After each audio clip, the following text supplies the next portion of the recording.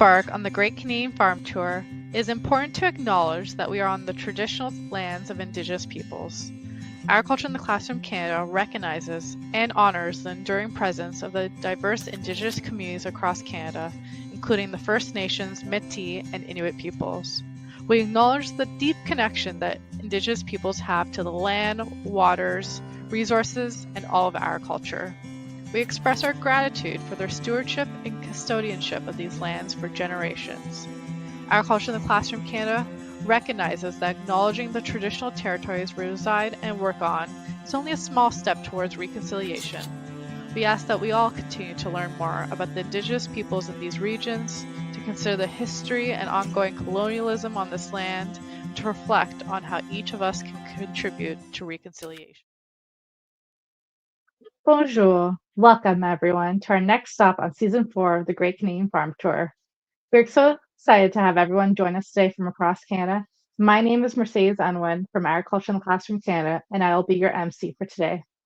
Before we get started, we just want to provide a few reminders. For those who want to follow along in French, please use the Boost Lingo link provided in the chat or event description to access the interpreting services provided for today. We ask that everyone is mindful that this is an educational event, so inappropriate conduct happening in the chat, such as spamming and improper comments, will not be tolerated. Throughout the tour, we welcome you to post your questions in the chat to get them answered. We'll answer as many questions as possible. The mystery word for your student activity books will appear at the end of this episode, so please stick around. Students, important answers to your student activity books, such as the provincial tree and the meaning of the provincial coat of arms, will be shared during the brain break. Finally, we would love to know where everyone is joining us from. Please comment in the chat your school and location. Now, we would like to welcome our next tour host of the Great Canadian Farm Tour, Bryce, who is a Christmas tree farmer in Prince Edward Island. Hello, Bryce. Hi, Mercedes. How are you today? I'm doing great. So excited to have you with us. I was wondering if you could tell a little bit more about yourself as we get started. No trouble at all. My name is Bryce Drummond. I am co-owner and co-operator of Drummond's Christmas Tree Farm based in South Freetown, Prince Edward Island. I run the farm with my parents, Robin and Kathy, and my wife, Megan, and my kids, Rin and James, and our dog, Rusty. With that, we also have a cow-calf operation we run under Alabria Farms. And so we have 50 cows as well. And on my other spare time, I have a full-time job. I work with McCain Fertilizers. I'm the sales manager for PEI. And that introduces me to a lot of other different types of farming around PEI in New Brunswick and Nova Scotia. Oh, Bryce, it sounds like you have a very busy schedule. Thanks for sharing us a little bit about it. Now, Bryce, before we dive into the tour, I was wondering if there's any schools you'd like to say hello to. Oh, definitely. My kids are at Somerset Consolidated, Edward King Core PEI, and I'd definitely like to say hello to that grade 3 class that's there. Hello. Great. Now we're going to learn a little bit more about your Christmas tree farm, Bryce, through a series of educational videos. So after that, we'll answer some of the burning questions students have about your Christmas tree farm and where you're going to answer a little bit more about them. So why don't we get started with our first video? Great. Good afternoon, everybody. My name is Bryce Drummond. I am co-owner and operator of Drummond's Christmas Tree Farm based in South Freetown, Prince Edward Island. With that, we also have a beef farm, Alabria Farms, which we run 25 cows, cow-calf, so 50 total. My father started the Christmas Tree Farm up in 1984 when he planted the first trees in marginal land that he felt couldn't be in crop production.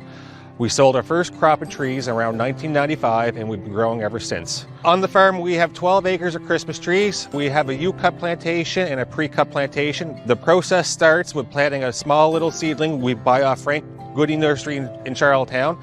They're about 2 years old. We plant them, and after the 3rd or 4th year of them growing, we will start shearing them, become the perfect shape and size for people. It takes average 8 to 12 years to grow a Christmas tree. Our trees will range from 8 feet tall, basically up to 13, 14. Christmas trees are very labor intensive. We shear by hand, we fertilize, so we 2,200 pounds of fertilizer in 5-gallon buckets. We mow between the rows by hand with a push behind push hog. Basically, the only machine that we use would be a chainsaw for cutting down the trees. So it's very labor intensive crop to grow. Artificial trees, I think, became more popular in the 1990s. Real Christmas trees become more popular again. They are more environmentally friendly. We plant trees every year to replace the ones that are cut down. 1 acre of Christmas trees produces enough oxygen for 18 people. Balsam firs are known for their smells. People love to smell them. When we have our barn set up at the house for our pre-cut trees, people walk into that barn and that's all they can smell is balsam fir trees. That's another reason we use balsam fir over a spruce. It doesn't smell very good. Spruce also have a prickly needle, so it's not fun to touch. But the smell of a real Christmas tree cannot be replaced by any plug-in sensor or anything like that. It's a natural smell and people love it. This is a family-run business. My parents are still quite involved in it. My father, Robin, mother, Kathy, my sister, Eliza, and my brother-in-law, Logan, live in Truro, Nova Scotia. They come over and help shear the trees. Then my wife and I, we're in charge of the planting, the mowing between the rows, and the selling aspect, marketing aspect. Within the family, we all have our own divisions we're good at. 2 small kids, Rin and James, they love Christmas tree season. They'll set up a little table and sell some ornaments to customers. We'll cut some red twigs and they'll sell to customers as well. They enjoy seeing their friends come out and pick out their own trees as well. People will start coming pick out their perfect Christmas tree on November 12th or 13th. Ever since 2018, it seems to be getting earlier and earlier every year. So I have people who will get their tree on November 12th and leave it up till January 1st or 2nd. I also have people who get their Christmas tree in, say, 1st of December, and I've gotten pictures in St. Paddy's Day of a Christmas tree decorated for St. Paddy's and how they still have it up in their house. I enjoy Christmas trees. I like seeing the families come out with their small kids, them choosing their perfect Christmas tree for their house. There have been some families that we've started selling in 1995 that I see every year. And it's also a good high school reunion for me because there's a lot of people I grew up with, who I went to school with, and that's the only time of year I see them was they come down with their families now to buy their Christmas trees. I've had people come to me, they've been coming their whole life, and it's great to see them every year. Have you ever seen any bears in your Christmas tree field? No bears at PEI. We don't have any bears at PEI, so no moose, no elk, nothing like that. So we see foxes, coyotes, but that's all, anything that's natural to PEI. Oh, what a wonderful video. And it's so important to learn about how environmentally important Christmas trees or balsam firs are to the environment. So you kind of touched upon that when you talked about how much oxygen is produced by trees and how important farming of them can be. And what I really love, the irony behind, you said that November 12th is sometimes around the time of the first tree that's bought at your tree farm. And today is November 12th, and we're here together with kids all across Canada. Is there anything you'd like to add to that, Bryce? No, that pretty well covers it. You know, we do have a lot of environmental agencies now who pick up our trees at the end of the year. So they put them in the riverbanks to stop the water erosion. After Fiona hit PEI, they collected a lot of Christmas trees after Christmas, and they put them in the sand dunes on the beaches to help restore the sand dunes again. So they're a very important part of our ecosystem. Wow, that's so wonderful to learn. Now let's learn more about Christmas tree farming by answering some of the student questions. So let's pop up our first question. Our grade 3 class would like to know, how tall can the trees get? And this is being asked by Tamara. That's a great question. Some people get a tree around 6 or 7 feet. The biggest tree I've sold so far was about 22 feet tall. So that's, you know, most adults are about 6 feet. So that's taller than 3 adults put together. What a wonderful question. Let's dive into another question. What type of seeds do you plant to grow the trees? This is being asked by. I don't plant any seeds. So Frank Goody Nursery is a government-run agency in PEI. So it's a tree nursery. And so we put an order in probably in January and we get seedlings. So the seedlings are about that tall, so about 8 or 9 inches, and we grow from there. Sometimes we get bigger ones that are about 15, 16 inches tall, but we prefer the smaller ones. And this is my question, Bryce. How long do you have to wait before you can harvest your first tree if you get them at 8 months? So every tree is genetically different. We don't have any, they're not clones, so they all grow at different speeds and it depends on the soil. But it usually takes about 8 to 12 years to grow a Christmas tree. Of course, a 6-foot tree that's shorter would not take near as long as a 22-foot tree. Most of our trees are sold around 8 feet, so it takes about 10 to 11 years to grow those trees. Wow, that's quite a bit of time you have to wait to get your first tree. There is some time involved, so. Yeah. Now let's go into another question from students across Canada.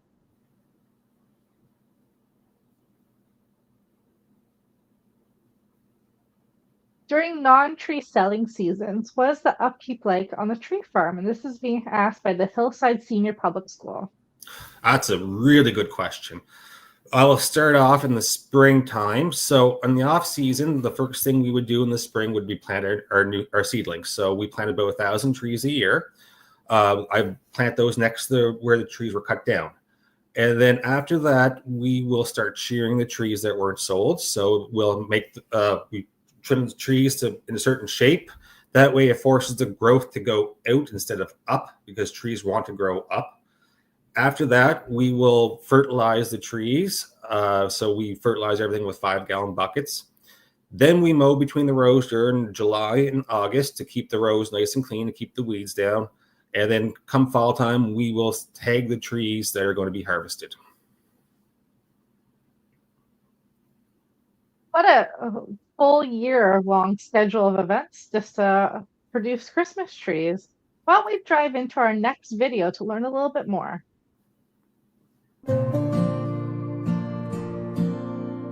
So on this farm, we only grow balsam fir trees for Christmas trees. It works best with our plan and how it works on our farm. When I get the seedlings, I use a pot of pucky to plant them. So I put this in the ground, I stab it, and then I have a handle here, opens up the ground. I take it out, I pinch the hole closed, and then I have a little lever here to close it up again and start the process all over again. I plant about 1,000 trees a year. I fill in the holes, so I go next to old stumps where people cut down the trees from last year. After that, we wait about 3 or 4 years for them to get established, and then we will use a shear to start trimming the tops and the sides of them. So this will help start the shape of the tree. As the tree gets bigger, we will move on to knives to help make the shape of the tree. We use that to cut off the new growth and help shape the tree for people. And when the trees get bigger and they get taller, I have these shears which will extend out so I can get the tops of the trees. So when we have a 13 or 14 foot tree, I can get the top and trim the tops of them. And then another important tool we have is for the customers is a buck saw. We do not provide chainsaws, so we give all of our customers buck saws to cut down their tree. And we make sure we buy lots of blades every year to keep them nice and sharp for the customers. That way they have an enjoyable experience cutting down their tree. Our biggest pest on the farm is ants. Ants will like to produce the hills because we do not disrupt the soil. So there's lots of ant hills they produce, and they will kill a Christmas tree within a year. Also, since we have sold a lot of our inventory, bigger trees, we're dealing with weed issues. But once we're mowing between the rows to do that and working with different herbicides to try to keep the weed issue down. People are very excited to see when there's a bird's nest in their Christmas tree, and I explain to them they will build a new nest next year, so we're not destroying any homes. There's lots of rabbits running around here. There's lots of squirrels, chipmunks. It's good for wildlife. Birds, eagles, it's just, my dogs love it. Mice, so yeah, you see animals down here all the time. There are environmental agencies on PEI who will take Christmas trees after the season, and they will put them on the beach ends or into the water streams to help to break the windbreaks and all that. People take them to goat farms. Goats will eat them. They're a natural dewormer for goats and sheep. And then Island Waste Watch takes them and they are composted. So a couple years later, there's nothing left. They are completely gone. While an artificial tree, you put them in the waste, and there's going to take 20 or 25 years even for that, because basically it's just plastic and wire. It takes a long time for that to break down. I haven't met Santa Claus personally. I'm sure he quite likes us growing Christmas trees. We always got good presents from Santa Claus when we were growing up. My kids get good presents from Santa Claus. So I think he does appreciate it, and I think he sees the joys that we bring to families during the holiday season. Has Santa ever come down to your tree farm to inspect it? I haven't seen Santa down here inspecting it, but I don't come out here at night times when I think he might be taking a look at them. So I hope he does. I hope he does, but I haven't seen him personally. So. Oh, Bryce, Christmas tree farming requires quite a bit of manual labor, but it does look quite rewarding. How do you kind of make sure you're able to not overwork yourself while you're kind of looking after the tree farm with your family? My wife keeps me in balance quite a bit. I'm sure that I work more than she appreciates, but my loving wife lets me knows the importance of what we're doing, and she also does a lot of the selling with me, and she sees the joy that we bring families and children around the holiday season. So Yes, it definitely looks like a lot of fun just looking after the trees. And it looks like you have quite a few tools that you use to make sure that you're able to maintain them, groom them, and look after them over the year. Do you have those tools with you right now? I brought a couple with me. The Potapucky to plant the trees were just a little too big to bring inside the house. It's raining here in PEI today. So here is one of my knives that I use. We have about 8 of these. It's really hard to keep these sharp. So we have multiple ones because, of course, you're cutting down lots of branches. So the multiple knives and we sharpen them up. Then I also brought in a small pair of shears. So once again, these are sharpened on a daily basis when we're shearing trees. Shearing trees usually takes about 7 to 8 days, if 8-hour days. So, it is a lot of work involved in that. And then I also brought in my tall ones. So this is sitting on the floor here right now. So these are about 5 feet long, not even extended. So, they get heavy. So that's why we only use them for the tops. Thanks for telling us a little bit about more about your tools. And one of the things that I like to always bring about is that it's always important to make sure you're using them safely. I'm sure you've done a lot of training when it comes to making sure you're using them how you're supposed to use them, right, Bryce? Oh, of course. Safety is a huge priority on the farm. We want to make sure that no one gets hurt doing what we're doing. So we are very diligent around our tools. You have to be a certain age to use the knives, and we want to make sure everyone gets home safely. Nothing we do is worth getting hurt for. No, thanks so much for explaining more about that. Now let's go through a bunch of series of questions being asked by students from across Canada. So our first question is, from Miss Vanderpost's class, do you have people who help you on the farm outside of the family that you've mentioned? In the busy time of year, I will have a neighbor come down and he'll help run the U-cut. So he'll help people load up their trees and take their payments. We have hired a couple of young fellas to help fertilize when I'm during certain times of year, say if I'm cutting hay and I don't have time to fertilize. So we have hired a couple of teenagers to do that. But 98% of it is done by our family. Well, that's good to know. So if you're looking for any help, maybe there's some students across Canada, once they're old enough, they can come your way. Definitely could use some help. Now let's go on to our next question. What is the most popular day for you pick? It's usually on a Saturday. I would say the last weekend in November or the first weekend in December, depending on the weather. Of course, people, when they go back and cut down their own tree, they want a nice day. They don't want to be rainy. They want it to, a little snow on the ground always helps. But in PEI, we're very variable weather here. But it's usually the last weekend in November or the first weekend in December. That's good to know. And you already mentioned that someone stopped by to get their first Christmas tree, Bryce? Yes, my first Christmas tree went on Sunday, November 10th of this year. So, it was 2 days earlier than last year. So we've had a couple people come out and tag their tree already. So that way they come back and get the tree they're looking for. So, it gets, like I said, it gets earlier and earlier every year. So people are excited for Christmas and they want it to come. So never too early to celebrate almost. Never too early. I prefer to wait till after 11th, but people do have busy schedules in this day and age, and they have to do what's best for them. Yeah.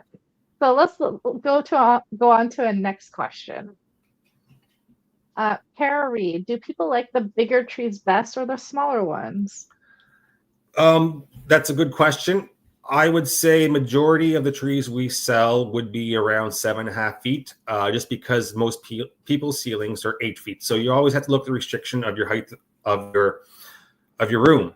Now, there are a lot of open concept houses being built now, so people are going towards the 13 or 14 footers. But, you know, it takes a lot longer to grow those trees. And so it's hard to replace them once they're gone with the small inventory. So most of our trees would be going around 8 feet. Now, everyone has a personal preference if they like a fat tree or a skinny tree. It's basically in room space. Everyone's just a little bit different. Some people will even cut the back of the tree off and put it in a corner so that way it looks fat, but it doesn't take up much room in their house. What a fun experience going around and looking for that perfect tree for you and your family. So it's definitely something that takes a little time, and everybody's just a little bit looking for something different. Everybody wants something different, and it's but 95% of people will find the tree they love. So, wow, let's go on to one more question from students from across Canada. Have you ever run out of trees during the busy season?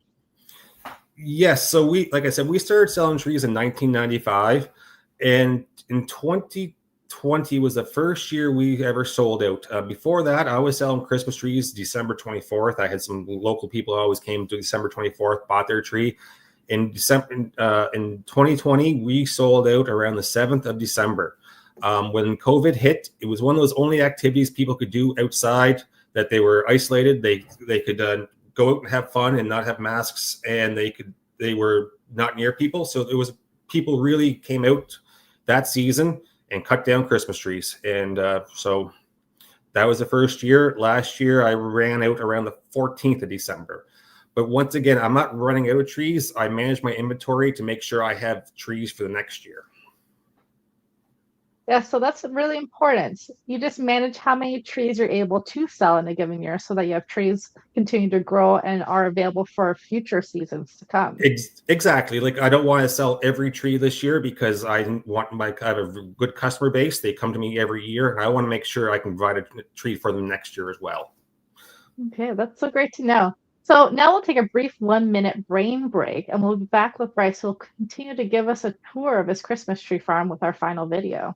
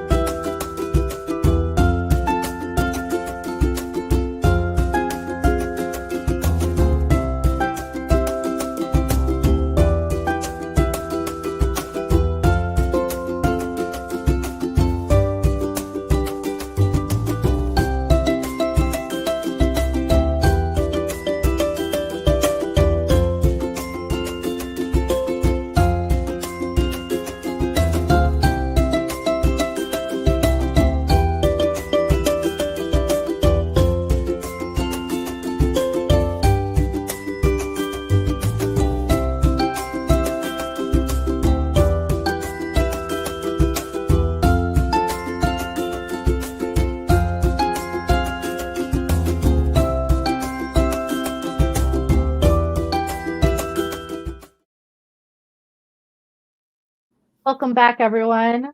We will now continue our learning about Christmas trees with our last video. So let's get started with watching that.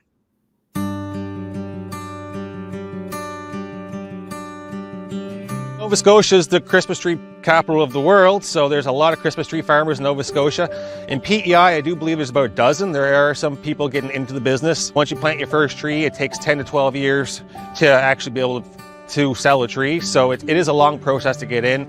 Most people don't get into it, younger people, because it's labor intensive and it takes such a long time to get any revenue coming in. So it's usually older or established people and the next generation is taken over, but there has been a few new people get into the business. We're out here all the time. Summertime, it's hot when we're fertilizing, so we're in t-shirts. Wintertime can be very weather dependent. So some days I'm selling trees in the pouring rain. Some days I've been out selling trees in -30. So it all depends on the weather. We found with the last 10 or 15 years, it's been more muddy than frozen. So 20 years ago, we planted a plantation closer to the road. That way people can still come back and cut down their own tree without coming up in 1.5 kilometers back to the woods. Farmers are very important in this world. People eat 3 times a day. We need to eat. Farmers are very smart people. They are very diligent. They are up with new technologies. I have been the sales manager with McCain's. I've been selling with McCain's for 15 years. I deal with a lot of growers, and the innovation these farmers have is amazing.